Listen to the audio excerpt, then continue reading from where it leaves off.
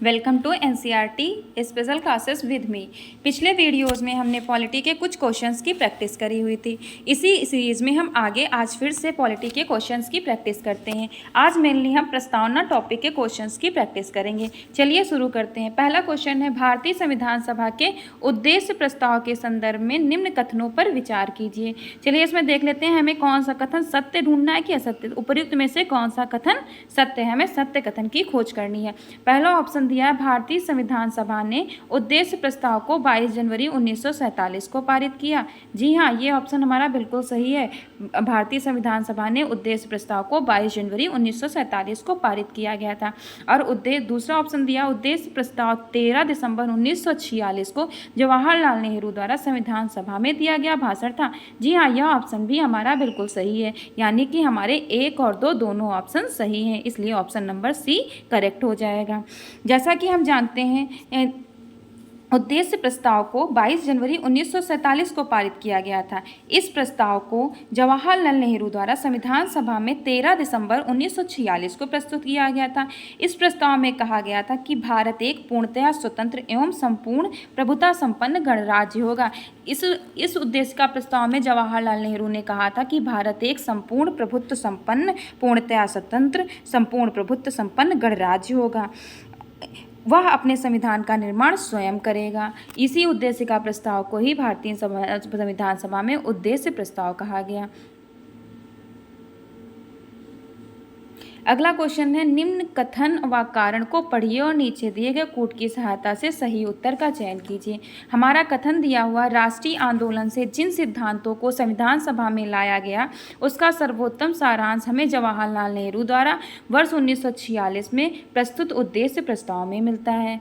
चलिए इसका कारण देखते हैं। इसका कारण दिया है, उद्देश्य प्रस्ताव में संविधान सभा के उद्देश्यों को परिभाषित किया गया था और सभी आकांक्षाओं और मूल्यों को समाहित किया गया था। जी हाँ, हमारा कथन और कारण दोनों सही है। हमारा कथन बिल्कुल सही है कि राष्ट्रीय आंदोलन से जिन सिद्धांतों को संविधान सभा में लाया गया उसका सर्वोत्तम सारांश हमें जवाहरलाल नेहरू द्वारा वर्ष 1946 में उद्देश्य प्रस्ताव में मिलता है। और इसका जो कारण दिया हुआ, उद्देश्य प्रस्ताव में संविधान सभा के उद्देश्यों को परिभाषित किया गया था और सभी आकांक्षाओं और मूल्यों को समाहित किया गया था। ए और आर दोनों सही हैं तथा आर ए का सही स्पष्टीकरण है, इसलिए ऑप्शन नंबर ए हमारा सही हो जाएगा। अगला क्वेश्चन दिया है, संविधान की प्रस्तावना में प्रयुक्त निम्न शब्दों को उनके सही क्रम में व्यवस्थित कीजिए। हमें इनमें से सही क्रम लगाना है। कौन सा क्रम पहले नंबर पे है, कौन सा दूसरे नंबर पे है। पहले में ऑप्शन दिया है, पहला समाजवादी, दूसरा प्रजातांत्रिक, तीसरा सार्वभौमिक और चौथा पंथनिरपेक्ष। हमें याद होगा कि हमें प्रस्तावना में हमारा क्या दिया है, हम भारत के लोग भारत को एक संपूर्ण प्रभुत्व संपन्न, समाजवादी, पंथनिरपेक्ष, लोकतंत्रात्मक गणराज्य बनाने के लिए आगे कंटिन्यू है। इसी में तो पहला हमारा क्या है, एक संपूर्ण प्रभुत्व संपन्न। प्रभुत्व संपन्न का मतलब सार्वभौमिक, यानी कि पहले नंबर पे हमारा आ जाएगा सार्वभौमिक। दूसरा है समाजवादी, यानी दूसरे नंबर पे समाजवादी। तीसरे नंबर पे पंथनिरपेक्ष और चौथे नंबर पे लोकतंत्रात्मक गणराज्य, यानी कि हमारा ऑप्शन सही होगा 1 3 1 4 2, यानी कि option number 3 1 4 2 option number C हमारा करेक्ट हो जाएगा।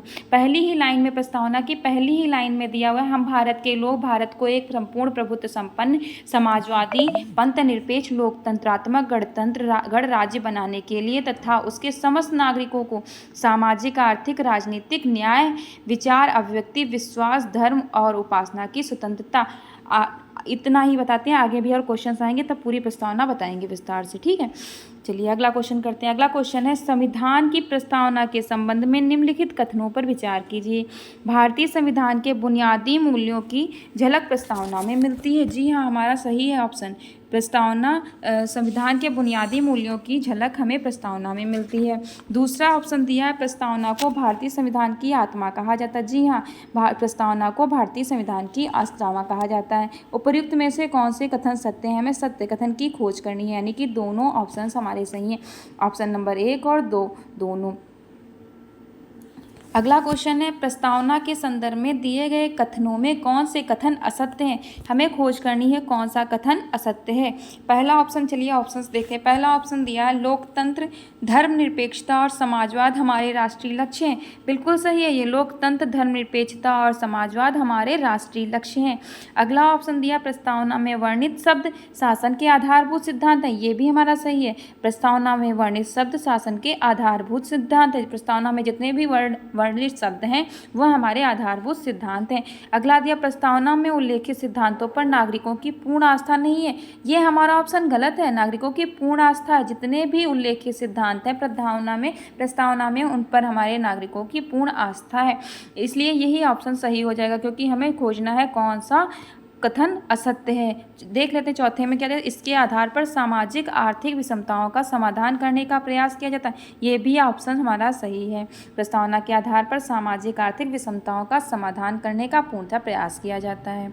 तो हमारा ऑप्शन गलत है, इसमें है कि प्रस्तावना में उल्लेखित सिद्धांतों पर नागरिकों की पूर्ण आस्था नहीं है।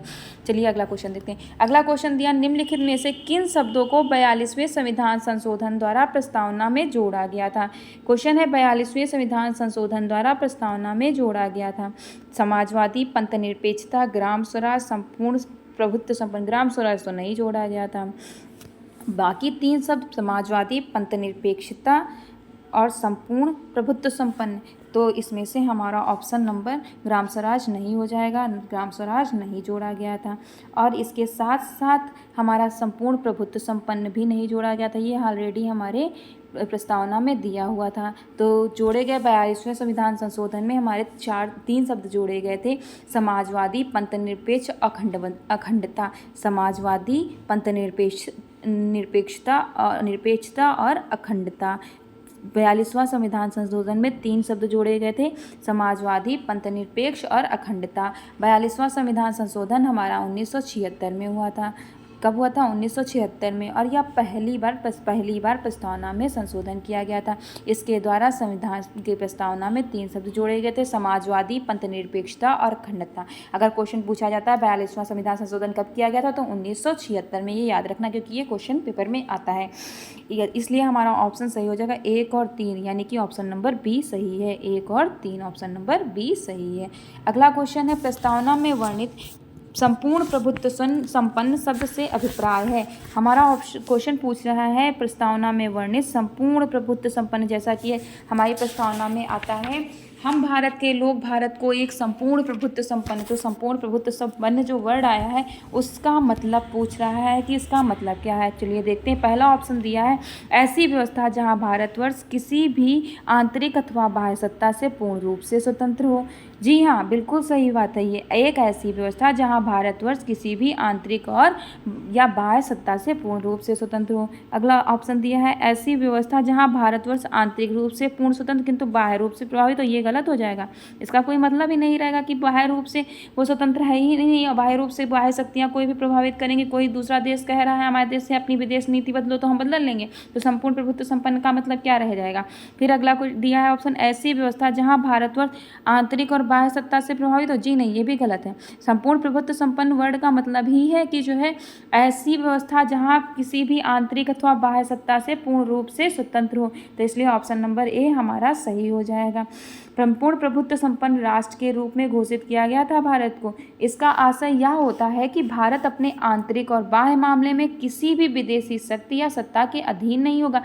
वो किसी भी बाह्य विदेश नीति, अपनी जो बाह्य विदेश नीति निर्धारित करेगा, वो किसी भी देश की दबाव में आके, मतलब कोई देश हमारा शत्रु देश है या कोई देश हमारा मित्र देश है, उसके दबाव में आके हम अपने विदेश नीति को परिवर्तित करें, यह हमारे देश की नीति नहीं है। इसीलिए एक वर्ड यूज़ किया गया, संपूर्ण प्रभुत्व संपन्न, यानी कि एक ऐसी व्यवस्था जहां भारतवर्ष किसी भी आंतरिक अथवा बाह्य सत्ता से पूर्ण रूप से स्वतंत्र हो। अगला क्वेश्चन दिया, प्रस्तावना में वर्णित पंथ निरपेक्षता के संबंध में निम्नलिखित में से कौन सा कथन सत्य है। हमें खोज करनी है कौन सा कथन सत्य है।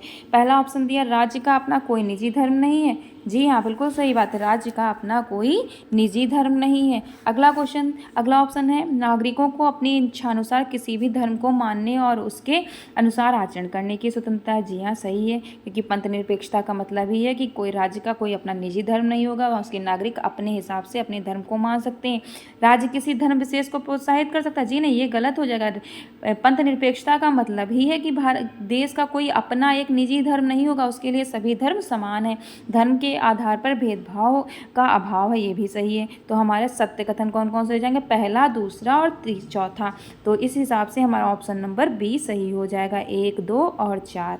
क्योंकि पंथ निरपेक्षता वर्ण अपने आप में ही वर्णित करता है कि एक ऐसा देश जहाँ पर किसी भी पंथ निरपेक्ष राष्ट्र का मतलब होता है कि ऐसा देश जो किसी एक विशेष धर्म समुदाय की तरफ अपना झुकाव न रखता हो, उसके लिए सभी धर्म बराबर हो और सभी धर्मों को वो समान मान्यता देता हो। अगला क्वेश्चन है, भारत के संविधान की उद्देशिका। संविधान का भाग है किंतु कोई विधिक प्रभाव नहीं रखती। गलत।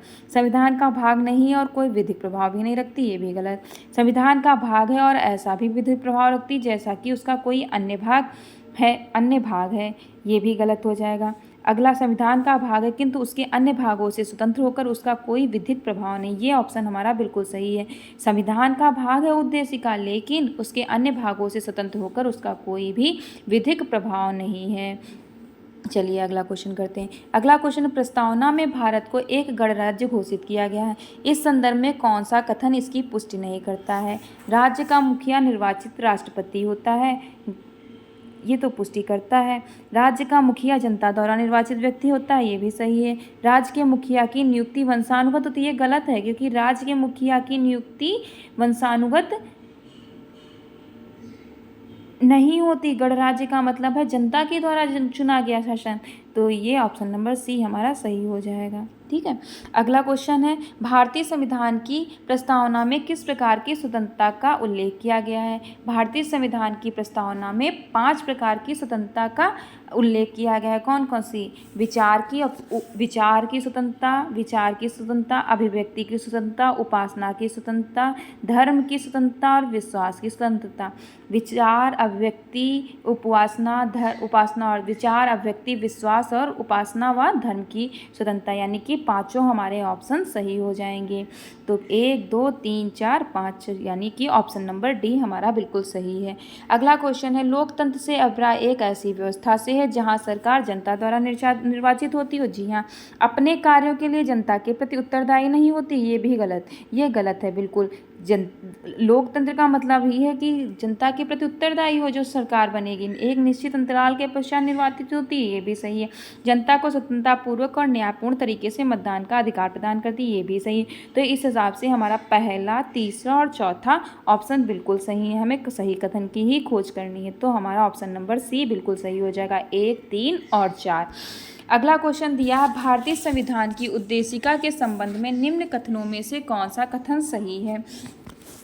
जवाहरलाल नेहरू द्वारा प्रस्तुत ऑब्जेक्टिव प्रस्ताव अंततोगत्वा उद्देशिका बना। जी हाँ, बिल्कुल सही है। जो जवाहरलाल नेहरू ने ऑब्जेक्टिव प्रस्ताव प्रस्तुत किया था 13 दिसंबर 1946 को, वही आगे चलकर हमारा उद्देशिका प्रस्ताव बना जाके। ये ऑप्शन बिल्कुल सही है। इसकी प्रकृति न्याय योग्य नहीं है, ये भी बात सही है। इसका संशोधन नहीं किया जा सकता, जी गलत है, क्योंकि एक बार इसमें संशोधन हो चुका है। संविधान के विशिष्ट प्रावधानों का रद्द नहीं कर सकता, ये भी बात सही है। तो हमारा ऑप्शन सही हो जाएगा 1, 2 और 4, यानी कि ऑप्शन नंबर बी बिल्कुल सही है, 1, 2 और 4। अगला क्वेश्चन है, भारतीय संविधान की प्रस्तावना में किसका उल्लेख नहीं है? भारतीय संविधान की प्रस्तावना में 3 प्रकार की न्याय का उल्लेख है, सामाजिक, आर्थिक और राजनीतिक। इसका उल्लेख नहीं है धार्मिक न्याय का, तो यही ऑप्शन हमारा बिल्कुल सही हो जाएगा, धार्मिक न्याय, यानी कि ऑप्शन नंबर डी हमारा बिल्कुल सही है।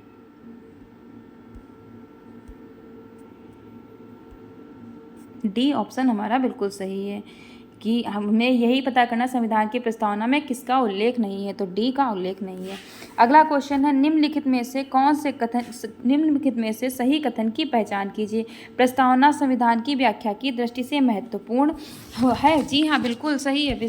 प्रस्तावना संविधान की दृष्टि से व्याख्या की दृष्टि से महत्वपूर्ण है। अगला ऑप्शन दिया, प्रस्तावना में वर्णित उद्देश्य सरकार द्वारा क्रियान्वित नहीं किए जाने पर उन्हें न्यायालय में चुनौती दी जा सकती है। ये भी सही है। प्रस्तावना सरकार की शासन संचालन की दिशा को इंगित करती है। जी हाँ, ये भी सही है। यानी कि उपर्युक्त सभी हमारे ऑप्शन सही है, इसलिए डी ऑप्शन हमारा सही हो जाएगा। हमें इसमें से पहचान करनी थी, सही कथन की पहचान करिए। हमारा सही ऑप्शन डी हो जाएगा। इसी के साथ में हमारा यह वीडियो यहीं पर समाप्त होता है। अगर आपको क्वेश्चंस अच्छे लगे हों तो प्लीज़ हमारे वीडियो को लाइक अवश्य करें और हमें कमेंट करके अवश्य बताएं कि आपको हमारे क्वेश्चंस कैसे लगे, अच्छे लगे या नहीं, और क्या आपके हमारे द्वारा कराए गए क्वेश्चंस पेपर में पूछे जाते हैं और आपके द्वारा किए गए क्वेश्चंस आपके पेपर के लेवल के हैं भी कि नहीं हैं। धन्यवाद।